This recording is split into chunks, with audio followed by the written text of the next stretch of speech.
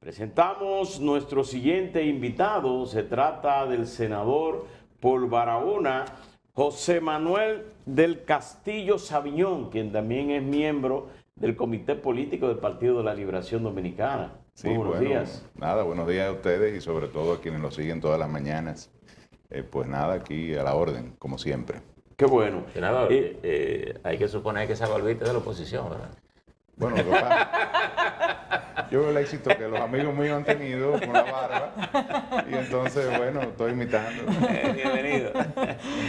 José, se acerca el 27 de febrero, Sí. donde no solamente va a iniciar nuevamente la legislatura, sino donde también el presidente de la República irá a presentar su rendición de cuentas ante las cámaras reunidas.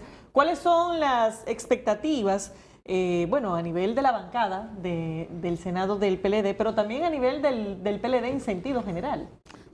Bueno, ya el presidente o el gobierno ha anunciado hasta cierto punto cuáles serían las novedades de esta segunda legislatura ordinaria. Se habla de la presentación de una modificación a la ley de compras. Se ha abordado el tema de una eventual, o el inicio de una discusión, una propuesta de reforma constitucional con el argumento de mejorar la independencia del Ministerio Público. Digo argumento porque eso no está ahí en la modificación de la reforma. Básicamente la reforma versa sobre dos aspectos en lo que tiene que ver con el Ministerio Público. Cambio de nombre, ya no es procurador, sino fiscal general. En vez de establecer la política de criminalidad del Estado, que se le asigna porque tiene esa doble función de Ministerio de Justicia y de procurador o de fiscal general, se le plantea algo que yo pienso que es cosmético, que es la política de persecución, es decir, un poquito quizá para decantar lo que es criminalidad con seguridad, seguridad interior y una serie de aspectos, con lo que es ya la propia persecución. Y lo otro es una inamovilidad por 6 años, que uno de una vez viene la suspicacia, que precisamente en agosto de este año le quedarán 6 años, o tendrá 2 años, perdón, le quedan 2 años de gobierno al PRM, y eso de 6 años pudiese implicar que si nombran un nuevo procurador en agosto de este año, tendrían una procuraduría, diría que a fin, hasta el año 2028. Entonces, son cosas que generan preocupación y además suspicacia, porque se hablaba de modificar la manera en que se elige al procurador, eso no está ahí. Se dice que la ley dirá. Senador. Pero un partido que tiene mayoría en el Congreso establecerá una ley en función de sus intereses, uno piensa. Parecería que Esas son las expectativas que hasta ahora han surgido con relación a lo del 27 de febrero. Sí, parece que el presidente tiene unos 7 proyectos que está considerando presentarlo el 27 de febrero. Sin embargo, en el caso de la propuesta de reforma constitucional, el propio presidente también ha dicho que hasta que no se converse, no se presentaría. Es decir, que lo más probable es que entre de aquí al 27 eso no va a ocurrir. No, lo que uno se pregunta por qué entonces lo deslizan a días del inicio de la legislatura. Entonces, ellos para que empiece la discusión, claro. Para empezar el conversado. Claro. Para conversar, como diría el Que cubano. yo te digo, yo no estoy de acuerdo. No creo que hay necesidad ni condiciones para una reforma constitucional. Me parece que la Constitución de la República es una constitución noble. ¿Pero es un criterio personal o es lo que ustedes han discutido en el comité político? Es mi criterio. Es mi criterio y en esto coincido con otros que han expresado lo mismo. La Constitución del 2010 tiene cerca de 40 leyes pendientes para ponerla en condiciones de ser ejecutada a plenitud, por ejemplo, para citar 2 o 3. El tema de la participación popular, los mecanismos de participación popular como referéndum, consulta popular, iniciativa legislativa, eso ordena la Constitución, una legislación que lo regule. El tema tan importante del rol o la potestad de fiscalización del Congreso Nacional. El artículo 115 de la Constitución establece que haya una legislación a 10 años o a 12 años de la Constitución del 2010, que es la reforma más integral que se ha hecho en los últimos tiempos de la Constitución, todavía no tenemos una legislación que regule esa función tan fundamental de darle seguimiento a la política pública y de poder fiscalizar la inversión pública por parte del Congreso Nacional, que es uno de sus 3 roles. Entonces, es una ley de ordenamiento territorial, por ejemplo, que la Constitución también ordena. Entonces hay una serie de elementos pendientes importantes y otros que se pueden corregir a través de leyes. Por ejemplo, fortalecer la independencia del Ministerio Público. Eso perfectamente puede ir en una legislación, si hay otros elementos y herramientas que se requieren. Y luego, hay una herramienta que fue creada en la Constitución del 2010, que es el Tribunal Constitucional, que sirve para establecer jurisprudencia, una jurisprudencia que obliga a todos los poderes públicos, es decir, se convierte en parte de lo que se llama el bloque de la constitucionalidad, que sirve para corregir cualquier elemento de duda y ha servido en la práctica ya con la experiencia que tiene el tribunal, que está creo que del 2012, 2011 por ahí, en funcionamiento, que ha servido para resolver muchos temas, otros todavía están pendientes de solución. Pero me parece que, como dice mi profesor Eduardo Jorge Prats, la modificación constitucional es una cirugía mayor y vendría precedida de una situación o de un problema. Y lo otro, ha servido tradicionalmente para fortalecer ese hiperpresidencialismo, ¿no? Con el tema de la reelección. Pero la reelección está abierta para el presidente Abinader, o sea que no hay una razón, digamos, interesada desde el punto de vista del Poder Ejecutivo de querer abrir un nuevo espacio para una continuidad, ni hay elementos que estén presionando una crisis institucional que justifique abrir esa llave, que es peligrosa. Pero hay temas que surgen. Por ejemplo, ha surgido lo del Siempre 50 surgirán más 1. temas, Percio, entonces vamos a modificar la Constitución. Ha surgido el tema del 50 más 1, que tiene que ver evidentemente con las elecciones. Ha surgido el tema de unificar las elecciones, por ejemplo. Sí, son propuestas, pero ahí la Constitución plantea la prohibición del arrastre o la modificación que ellos someten. Que, dicho sea de paso, ya el Tribunal Constitucional se pronunció. O sea, eso es parte de la Constitución de la República. Para que, pero unificar las elecciones lo que busca es precisamente influenciar de alguna forma. Yo estaré más cómodo, no hay duda. Pero usted hay menos tiempo de campaña. ¿Estarían de acuerdo? Pero desde el punto de vista del sistema democrático, lo que está promoviendo ahí es influenciar en la legislación, en la elección municipal. En el caso de la los niveles más bajos. Claro. En el caso de la unificación de las elecciones, que en vez de ser en abril, que se lleve hasta febrero.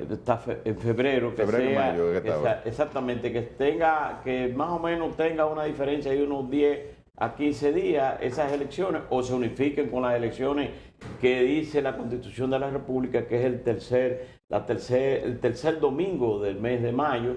Esa unificación, ¿estaría el PLD de acuerdo con esa unificación? Habría que verlo. En cualquier caso, sí estaríamos.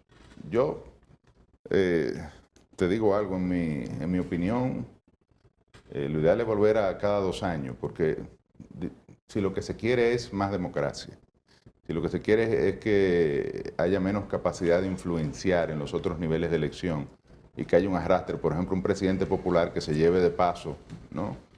Todas las alcaldías y todo el Congreso a su favor y concentre en un país donde hay una cultura hiperpresidencialista y autoritaria, siga concentrando el poder. Si eso es lo que se quiere, pues es bueno que sea todo el mismo día, ¿verdad? Igual lo contrario, que la oposición logre barrer y que se siga concentrando el poder de un solo lado. Si eso es lo que se quiere, conviene que sea el mismo día. Ahora, el tema de la intercalación, ¿no? De que sean intercaladas las elecciones, ha servido, debería servir, o el propósito es lograr mayor nivel de contenido democrático en el proceso electoral. Bueno, José, con el tema de los combustibles, tú tienes una experiencia importante porque estuviste un buen tiempo en el Ministerio de de Industria y Comercio. Tenía tu fórmula. Yo me Te río tocó aplicar la Yo me fórmula. río porque yo he dicho que cualquier ministro que esté ahí va a tener problemas, porque eso no es simpático. Bueno, pero en este caso ya el tema va mucho más allá de si es simpático o no. El aumento que está registrando es de preocupación. El gobierno ya ha anunciado que está dedicando fondos importantes a tratar de frenar ese aumento, pero sin embargo se mantiene ese crecimiento paulatino que ya nos está acercando peligrosamente a los 300 pesos. ¿Cuál es tu opinión de lo que está haciendo el gobierno y de lo que todavía pudiera hacerse para evitar esta escalada? Que el gobierno está entrampado. Y está entrampado porque jugó a la política antes, cuando eran oposición.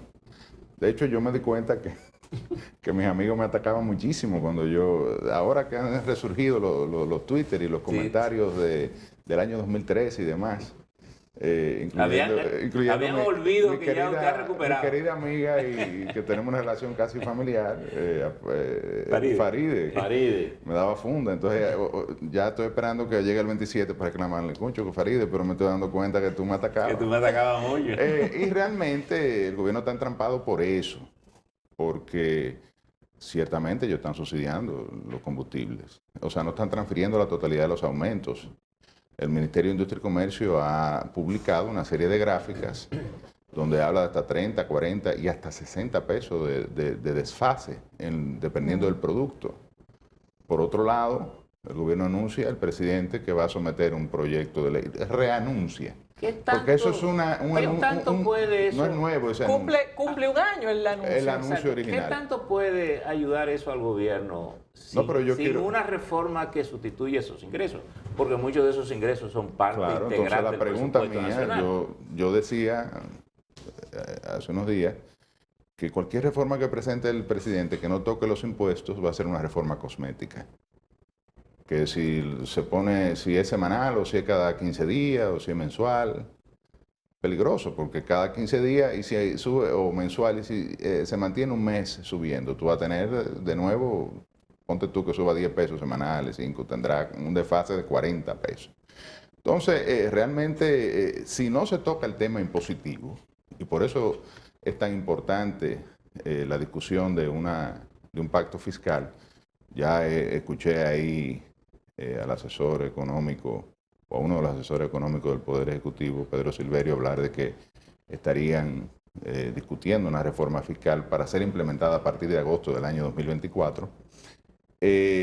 Cualquier tema para impactar los precios del combustible tiene que pasar por revisar la fórmula de impuestos, y hoy en día le genera 68 mil millones de pesos al año, que tendría el gobierno que buscar la manera de compensar. Ese que el gobierno, usted plantea que el gobierno se reduzca los impuestos que recibe. No, yo lo que planteo es que para que haya una reforma a la ley de hidrocarburos, que es básicamente impositiva, que es la ley 112, que establece el impuesto específico a los combustibles, el gobierno, la única manera de lograr esa rebaja en los precios es disminuyendo los impuestos o disminuyendo los márgenes o una combinación de ambas cosas. Por un lado, el gobierno perdería ingresos que estaría obligado a recuperar por otra vía, porque ya incluso están presupuestados, y por otro lado, en el caso de los márgenes, afectaría a la cadena de comercialización, que habría que ver hasta qué punto estaría en condiciones de asimilar una disminución Senador, en los márgenes de beneficio que cubren también los costos José. de transporte y para poder vender el combustible. Tú tienes razón cuando dices que el PRM hizo campaña con el tema de los combustibles. Sin embargo, por más campaña que se hizo sobre el tema, sigue siendo un misterio el tema de la fórmula y cuánto pesa el componente de los impuestos en el precio del combustible. ¿Hay alguna forma sencilla de determinar qué proporción cuando se compra un galón de combustible corresponde a la carga fiscal? No es un misterio porque eso se publica semanalmente. Está el Con precio. niveles de complejidad importante para el ciudadano la común. complejidad sí, creo bueno, que porque el Estado recibe 97 pesos por cada Sí. galón, algo así. Sí, 96, alrededor- 98. eso oscila dependiendo del producto. Exacto. Por ejemplo, el gas licuado de petróleo no está grabado con el específico. Ok. La gasolina sí. El impuesto en la gasolina es más alto que en el gasoil. Cosa que en otros países no ocurre, pero aquí porque el gasoil se utiliza para los vehículos pesados y el transporte público, una manera de subsidiar esa parte que impacta en la economía y también evidentemente en el precio del pasaje. O sea que más de un 30% es carga fiscal. 40 y 50 y hasta 60% en la gasolina premium. Senador, Pero ¿qué muy habría alto. que hacer para evitar que a la población dominicana se le cargue toda la semana con ese aumento? Quizá en el caso del presidente dijo que son 500 millones de pesos que él utilizó en la última, en el aumento. Que él anuncia como que es de su bolsillo, pero al Sí. final la gente lo va a pagar. Sí, Exacto. porque él dice que en vez de 20 si es una pesos donación aumentaron del 4. presidente. Pero ¿qué hay que hacer Bueno, en su experiencia? la solución es no depender de la importación y evidentemente lo que he reiterado en varias ocasiones a lo largo de esta entrevista. La única fórmula es disminuir los márgenes y los impuestos porque no producimos petróleo. Ahora, también, claro, las compañías internacionales han anunciado que no van a ¿Qué producir tan más motores de complicada- combustión. qué tan Vamos complicada- hacia la movilidad eléctrica, pero eso tomará décadas. claro. José, ¿qué tan complicada o qué tan costosa es la intermediación? No, yo no he hecho el cálculo, pero la relación, digamos, que más importante son los impuestos, más que Son la la parte intermediación. impositiva. Sí, Mire, claro. el tiempo se nos está terminando y no quería que usted se fuera de aquí sin preguntarle esto. El proyecto de reforma ya está circulando entre los partidos y el gobierno parece muy firme en impulsar la idea que tiene. Una eventual reforma a la Constitución pudiera despertar el interés del Partido de la Liberación Dominicana en que se habilite a Danilo Medina, dada la queja de que es el único expresidente que estaría inhabilitado. Mira, a mí me gusta el esquema que está planteado actualmente en la Constitución de la República. 2 periodos y no más. Y no más. Eventualmente pudiese analizar la idea de el modelo brasileño, 2 periodos consecutivos, Una un salida. periodo por el medio, y luego usted pudiese volver porque fue un gran presidente y la gente lo está pidiendo. Pero que haya un elemento de intermitencia, porque el principio democrático debe primar y Aunque a veces- parte de eso es la alternabilidad. Aunque a veces te recuerdan como un buen presidente, pero cuando tú llegas, el mundo es diferente, el país es diferente y tú estás muy viejo. Pero al final la democracia, la gente que te vota, ¿no? El único es Danilo Medina, pero luego vendrá en el caso de Abinader y luego vendrá los próximos presidentes que se van a ir sumando. Yo creo que él nunca jamás. También la otra posibilidad es el modelo norteamericano, donde tú puedes, son 2 veces que tú puedes ser presidente. Puede ser presidente Por o ejemplo, postular. Donald Trump perdió la aspiración a repetir o a continuar y tiene la posibilidad de regresar. Hay una discusión en eso Yo ahí en tengo una Estados Unidos con discusión, yo relación tengo una a eso. discusión con eso, porque eso- Sí. yo creo que eso no es exactamente Hay eso. una José, discusión ahí en José, eso. muy brevemente, antes de que cerremos ya la entrega, tú has estado trabajando mucho con temas de ciberseguridad en el Senado y recientemente hubo un tema con un hackeo de las páginas de Internet de unas 14 instituciones, lo cual no se le dio mayor importancia en su momento porque fue un hackeo, digamos, de esos molestosos donde sencillamente se cambió la pantalla de inicio, pero se está trabajando con suficiente cuidado en el nivel de riesgo que implica este tipo de prácticas. Yo diría que en ese aspecto ha habido un avance fundamental y en la República Dominicana. Desde el año 2018 el país tiene una estrategia nacional en materia de ciberseguridad y ha logrado construir una institucionalidad para el tema que es importantísimo. Aquí nos sorprendemos por eso, porque es lo que trasciende en los periódicos, pero aquí hay millones de ataques al día. Al día.